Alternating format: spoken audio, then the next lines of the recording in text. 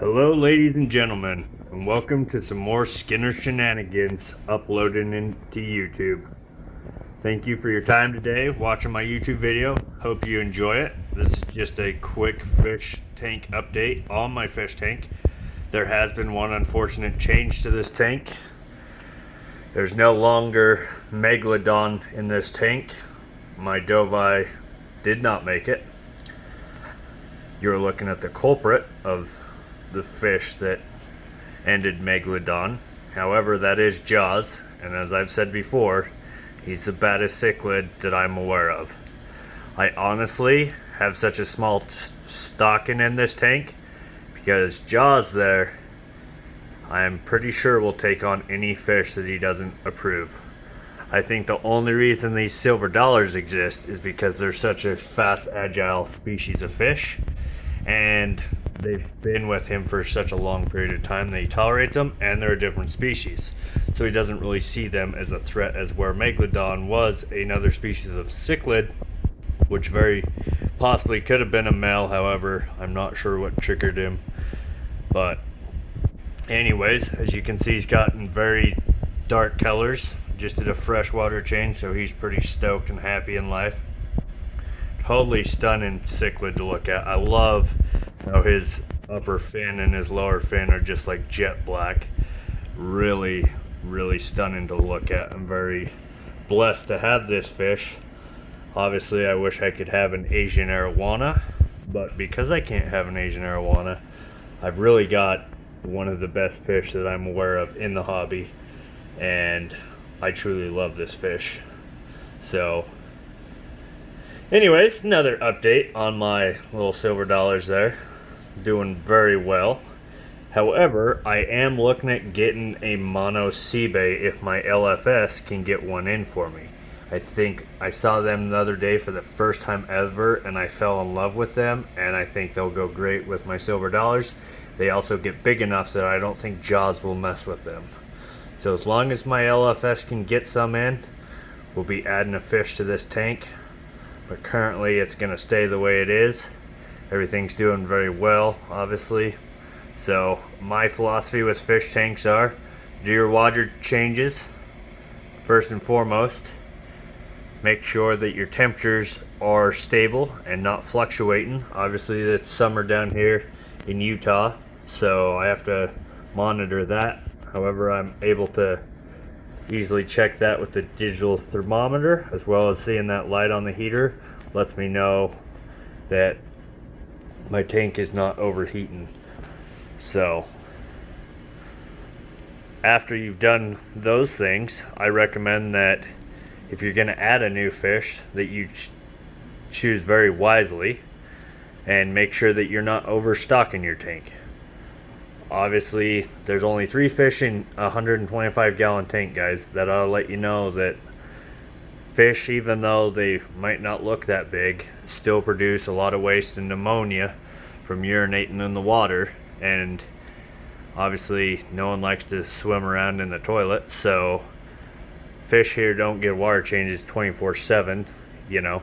So just keeping that in mind, don't overstock your tank. Be careful what species you're adding with other species. Not all species are compatible, and to be honest with you, I'd be willing to bet that the silver dollars here are stressing to a degree because Jaws will move them out of the way. If they come into his territory and he doesn't like it, he goes after them. And so stress is a factor, so you want to keep your stress levels down. So this species of fish that you add together, I see a lot of times that the big monster fish keepers, oh well, it's a big monster fish, just throw it in the tank. I personally don't agree with that. Just because it's a big monster fish doesn't mean they live together. And in the wild, you know, big monster fish usually don't live with other big monster fish. There's a reason they're a big monster fish, because they're like an apex predator of that section of river or lake bed. So personally, I like to make sure that the fish kept together are of the same species if possible, and if not of the same species, that they're more like your good old-fashioned cleaning crew these are the two plecos that I have. They're doing really well. No complaints with them. What's cool about these two plecos is they were both rescue plecos, which means that someone was tearing down a tank and they needed to find a new home. So because I have a 25-gallon tank and this species of fish gets relatively large, and having two of them, they need even more of a parameter, I opted to take them in. They've been doing very well ever since I took them in, no complaints. Obviously they still have some room for growth. However, this species of pleco is not going to get too much larger. They definitely can, but it takes a long time. Usually when you see this species of pleco in a massive size, you're looking at a fish that's probably 5 years or older. I'd be willing to bet these guys right here are probably going on 4 years old, just due to their size. You can see his little whisker there.